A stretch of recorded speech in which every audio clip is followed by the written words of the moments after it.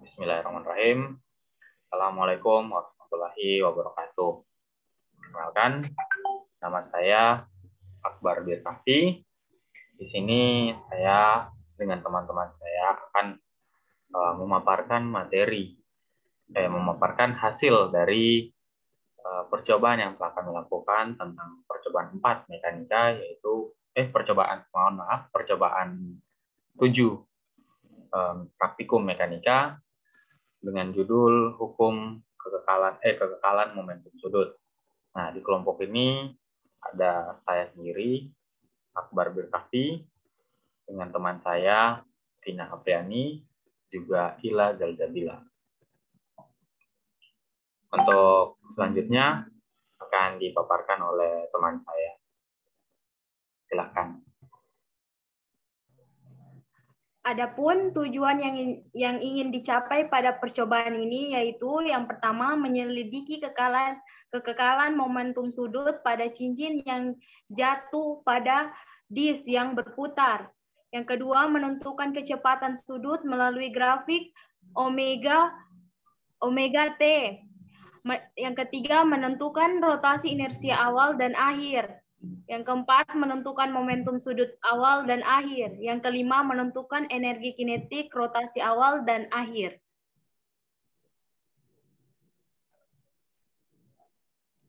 Adapun alat dan bahan yang digunakan yaitu rotational motion sensor 1 buah, jangka sorong 1 buah, steel rod 1 buah, large rod base 1 buah, neraca digital 1 buah, cakram 1 buah, cincin 1 buah, katrol 1 buah, mistar 1 buah, 850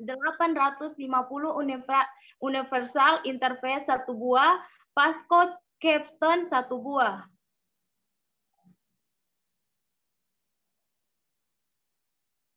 Slide selanjutnya. Ya, dasar teori pada percobaan ini yaitu momentum sudut merupakan besaran vektor. Momentum sudut didefinisikan sebagai hasil perkalian silang antara vektor R dan momentum linear arah momentum sudut dari suatu benda yang berotasi dapat ditentukan dengan kaidah putaran sekrup atau dengan aturan tangan kanan. Jika keempat jari menyatakan arah gerak rotasi, maka ibu jari menyatakan arah momentum sudut.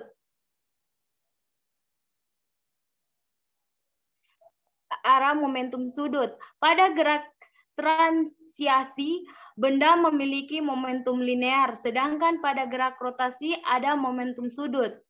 Kekekalan momentum sudut berbunyi jika torsi total yang bekerja pada sebuah benda tegar sama dengan 0, maka momentum sudut benda tegar yang berotasi bernilai konstan. Besarnya momentum sudut dinyatakan L sama dengan I dikali omega, di mana L adalah momentum sudut dengan satuan kilogram meter kuadrat per sekon, I adalah momen inersia dengan satuan kilogram meter kuadrat, dan omega adalah kecepatan sudut dengan satuan radian per sekon. Sekian dari saya kembalikan kepada moderator. Oke, selanjutnya adapun prosedur kerja.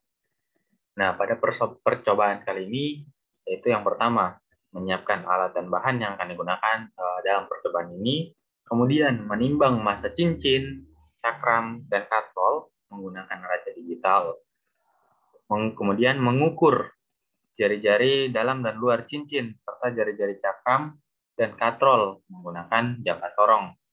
Nah, kemudian menyusun alat dan bahan yang sudah disediakan, seperti pada gambar yang ada di bawah ini. Nah, kemudian menghubungkan sensor gerak rotasi dengan input 850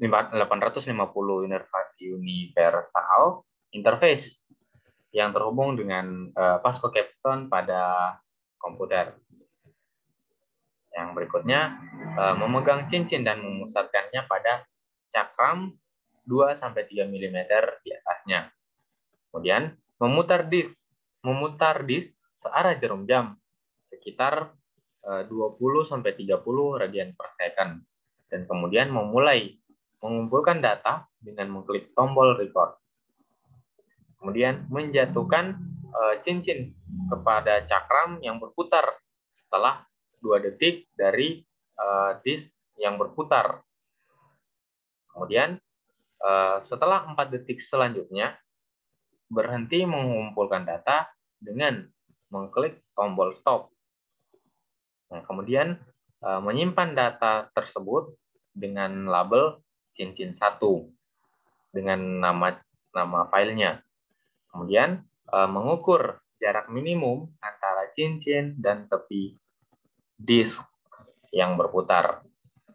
Kemudian mengulangi langkah ke-6 sampai 11 sebanyak 2 kali dan memberikan label perlakuan cincin 2 dan cincin 3. Kemudian memasukkan datanya pada tabel hasil pengamatan. Nah, pada tabel hasil pengamatan itu didapatkan dari semua perlakuan tadi massa katrol sebesar 0,071 kali 10 pangkat minus 1. Dan untuk massa disknya itu 1,194 kali 10 pangkat minus 1. Dan cincin 1 mempunyai massa 4,66 kali 10 pangkat minus 1. Dan cincin 2 dan cincin 3 itu ukuran berat massanya itu sama karena cincinnya sama juga gitu. Nah, untuk diameter dari katrol sendiri itu sebesar 5,22 kali 10 pangkat minus 2. Pada disk sendiri, diameter luarnya itu sebesar 9,42 kali 10 pangkat minus 2. Sehingga yang cincin 1, karena cincin 1 sama dengan cincin 2 dan sama dengan cincin 3, sehingga diameter luarnya itu sama, yaitu sebesar 7,66 kali 10 pangkat minus 2. Nah, pada diameter dalamnya itu sebesar 5,26 kali 10 pangkat minus 2. Nah, di sini jaraknya. Nah, pada perlakuan sebelumnya, itu kita mengukur jarak minimumnya antara disknya dengan cincinnya. Nah, untuk mendapatkan hasil X-nya ini, jaraknya ini, yaitu dikurangi dari antara jarak maksimum dikurangi jarak minimumnya. Sehingga didapatkan pada hasil sesuai dengan prosedur kerja, pada cincin 1 itu didapatkan sebesar 9,3 kali 10 pangkat minus 2. Untuk cincin yang kedua, pada perlakuan yang keduanya itu didapatkan sebesar 8,8 kali 10 pangkat minus 2. Nah, pada perlakuan ketiganya, untuk cincin yang ketiga, itu sebesar 8,9 kali 10 pangkat minus 2. Nah, dari hasil pada Pasco Captain, di sini didapatkan kecepatan sudut awal untuk cincin yang pertama itu sebesar 34,302. Untuk cincin yang kedua sebesar 32,790. Pada cincin yang ketiga itu sebesar 31,004. Nah, untuk kecepatan akhirnya didapatkan untuk cincin pertama yaitu sebesar 6,912. Pada cincin kedua itu sebesar 7,834. Pada cincin ketiga sebesar 6,460. Nah, lanjut pada analisa data di sini untuk menghitung momen inersianya kita menggunakan rumus 1/2 M kali R kuadrat, di mana M sebagai massanya dan R adalah jari-jari dari diameter benda tersebut. Jari-jari dari benda yang akan yang menjadi tujuan uji percobaan kita kali ini. Nah, di sini untuk momen inersia katrolnya itu sebesar 2,41 kali 10 pangkat minus 5 kg meter kuadrat.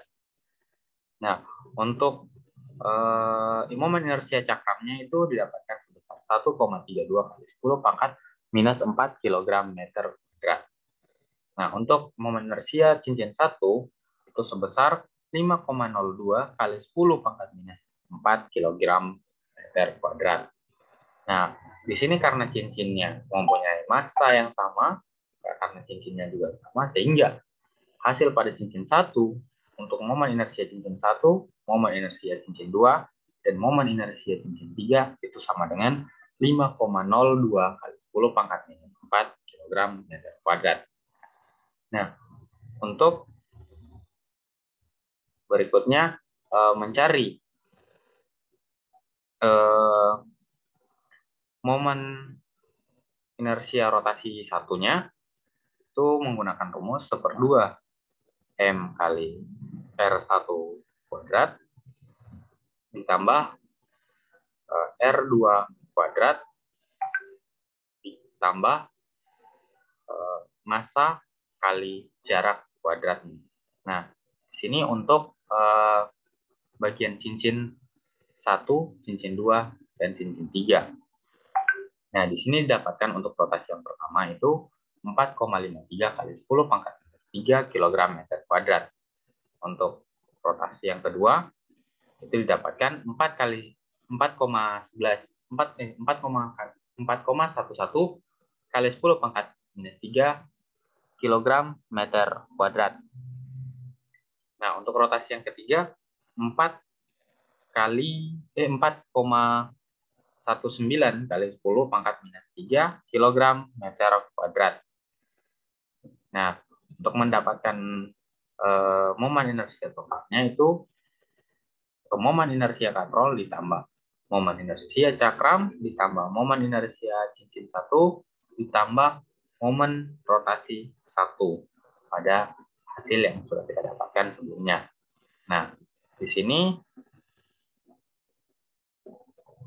di momen inersia F1-nya itu didapatkan 5,616 kali 10 pangkat minus 3 kg meter kuadrat. Momen inersia F2-nya itu didapatkan 4,74 kali 10 pangkat minus 3 kg meter kuadrat. Untuk F3 di momen inersia F3-nya didapatkan 4,82 kali 10 pangkat minus 3 kg meter kuadrat. Untuk menghitung momentum sudutnya itu sebesar yang pertama 4,52 kali 10 pangkat minus 3 kg meter kuadrat per second. Untuk yang kedua itu 4,32 kali 10 pangkat minus 3 kg meter kuadrat per second.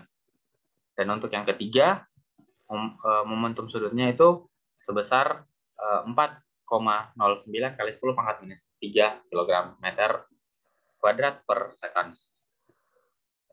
Nah, ini untuk momentum sudut awalnya, di mana rumusnya itu sendiri kecepatan sudut awal dikali momen inersia awal.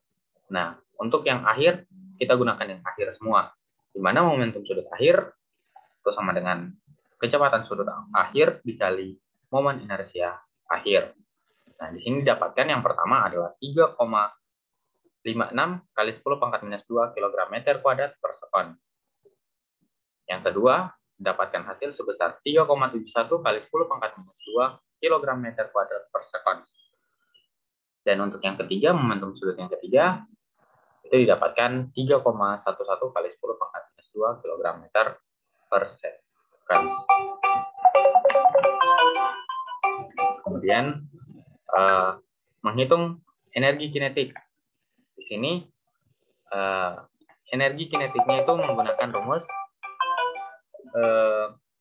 1/2 momen inersia awal dikali kecepatan sudut awal kuadrat.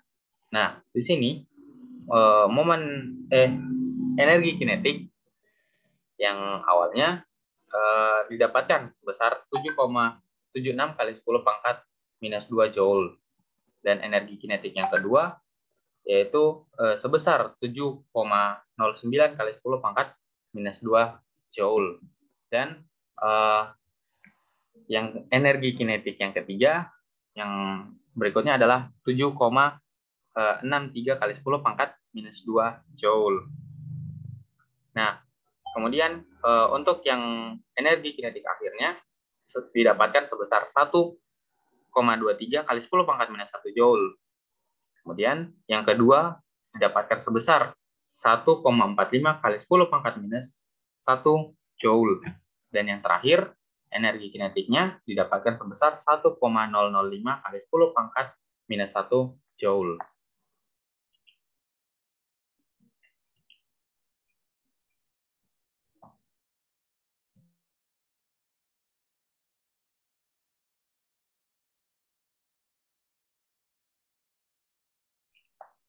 Untuk yang berikutnya, pembahasan dan seterusnya akan dibahas oleh teman saya, Vina.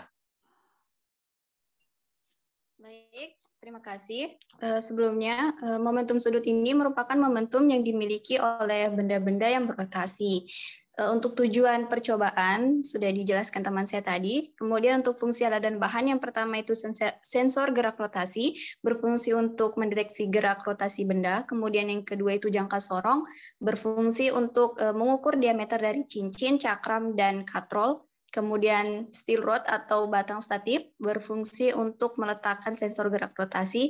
Kemudian lead rod base berfungsi untuk sebagai dudukan dari batang statif. Kemudian raca digital berfungsi untuk menimbang atau mengukur massa dari cincin, cakram, dan katrol. Kemudian mistar berfungsi untuk mengukur jarak minimum antara cincin dan cakram. Kemudian 850 universal interface berfungsi untuk menghubungkan antara sensor gerak rotasi dengan Pasco capstone. Kemudian Pasco capstone ini merupakan software yang nantinya akan menampilkan grafik dari kecepatan sudut terhadap waktu. Kemudian ada cincin, cakram, dan katrol berfungsi sebagai bahan yang akan diamati dalam percobaan. Untuk berdasarkan hasil pengamatan diperoleh bahwa kecepatan sudut itu berbanding terbalik dengan massa, di mana semakin besar massa benda, maka kecepatan sudutnya semakin kecil. Begitupun dalam keadaan sebaliknya.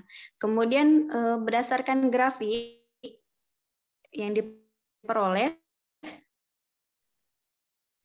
terlihat bahwa kecepatan sudut itu berbanding lurus dengan terhadap waktu. Artinya semakin besar kecepatan benda tersebut, maka waktu yang dibutuhkan benda tersebut juga semakin lama. Begitupun dalam keadaan sebaliknya. Kemudian berdasarkan analisa data diperoleh bahwa rotasi inersia awal lebih, hal ini disebabkan oleh massa sistem yang bertambah. Selanjutnya momentum sudut awal cincin lebih besar daripada momentum sudut akhir cincin. Hal ini dikarenakan rotasi inersia awal cincin itu lebih besar dari rotasi inersia akhir cincin.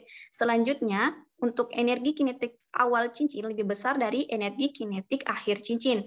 Hal ini dikarenakan momentum sudut awal cincin lebih besar daripada momentum sudut akhir cincin.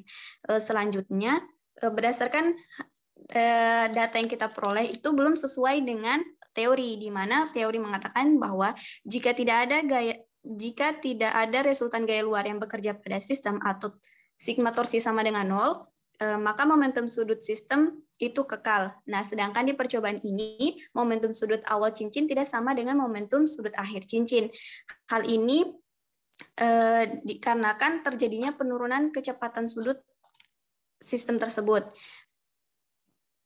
Kemudian ada pun kesalahan-kesalahan dari percobaan ini sehingga mempengaruhi presisi dan keakuratan hasil. Yang pertama itu faktor dari praktikan berupa kesehatan, sikap, dan panca indera dari praktikan tersebut. Kemudian faktor alat dan bahan, keadaan dan tempat percobaan. Slide selanjutnya.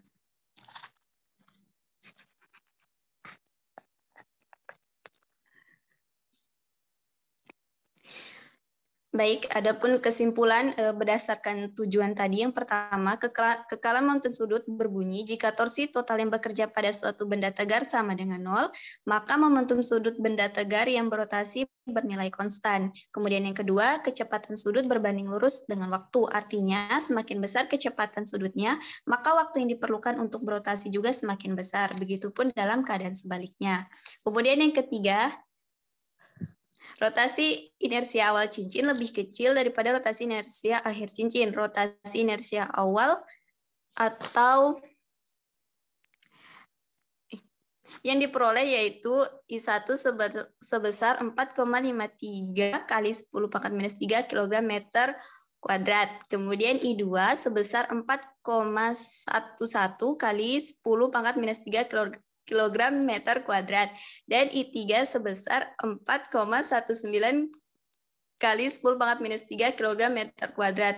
Kemudian untuk rotasi inersia akhir yang diperoleh yaitu I1 sebesar 5,16 kali 10 pangkat minus 3 kilogram meter kuadrat, I2 sebesar 4,74 kali 10 pangkat minus 3 kilogram meter kuadrat, dan I3 sebesar 4,82 kali 10 pangkat minus 3 kg meter kuadrat.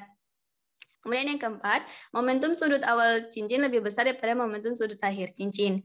Momentum sudut awal yang diperoleh yaitu L1 sebesar 4,52 kali 10 pangkat minus 3 kg meter kuadrat per sekon, L2 sebesar 4,32 kali 10 pangkat minus 3 kg meter kuadrat per sekon, dan L3 sebesar 4,09 kali 10 pangkat minus 3 kg meter kuadrat per sekon.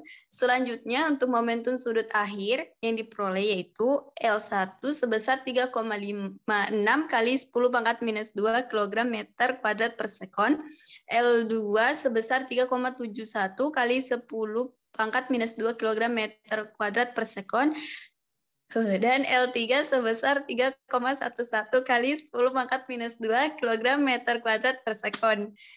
Kemudian yang terakhir, energi kinetik awal cincin lebih besar daripada energi kinetik akhir cincin. Di mana energi kinetik awal cincin yang diperoleh yaitu EK1 sebesar 7,76 kali 10 pangkat minus 2 joule, EK2 sebesar 7,09 kali 10 pangkat minus 2 joule, dan EK3 sebesar 7,63 kali 10 pangkat minus 3 joule. Kemudian untuk energi kinetik akhir yang diperoleh yaitu EK1 sebesar 1,23 kali 10 pangkat minus 1 joule, EK2 sebesar 1,45 kali 10 pangkat minus 1 joule, dan EK3 sebesar 1,005 kali 10 pangkat minus 1 joule.